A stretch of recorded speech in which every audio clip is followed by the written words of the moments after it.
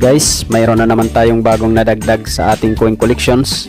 Ito ang 10 piso year 2000 na semi hard to find na sa panahon ngayon.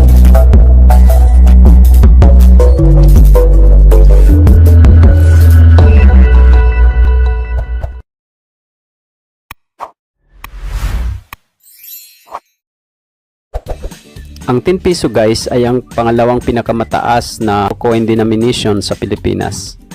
So itong hawak natin ngayon ay year 2000 na bihira na lang makita natin sa sirkulasyon.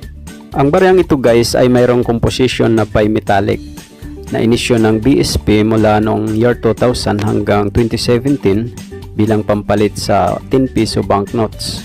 Na sa kasalukuyan guys ay pinalitan na rin ng 10 piso New Generation Currency o NGC na nakikita natin ngayon nakasabayan sa sirkulasyon ng mga 10 piso na to. Semi hard to find na nga ang baryang ito kung ituring ng mga collectors dahil bihirang-bihira na lang siya makita sa sirkulasyon sa panahon ngayon. Dahil nga bihira na lang siya makita, ang iba ay nagbibinta na ng mas mataas na halaga. Kung magse-search kayo online, makikita ninyo na napakataas na ng halaga ng baryang ito. Pero ang presyohan guys ay nagdidepende pa rin sa kalidad o klase ng barya na hawak natin. Tulad nitong hawak ko ngayon, medyo maganda pa yung kanyang kalidad guys dahil wala pa siyang masyadong gasgas pero circulated na po siya. Kung ang hawak nyo naman ay uncirculated, sigurado mas mataas ang presyo kahit sa online. At kung titingnan din natin sa Numista guys, sa kanilang record makikita natin na nasa 196 pesos yung kanyang halaga.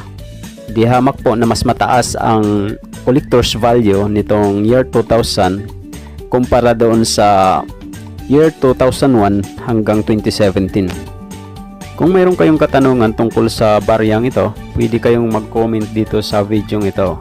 At kung gusto nyo ring mag-share ng inyong picture o video ng inyong barya, pwede nyong i-share sa Coin Collector TV Facebook page. Guys, kung bago lang kayo dito sa aking channel at di pa kayo nakasubscribe, ay mag-subscribe na rin po kayo at i-click ang notification bell para updated kayo sa mga susunod nating uploads. At kung nagugustuhan nyo ang ganitong mga usapin, ay mag-like na rin kayo sa video ito.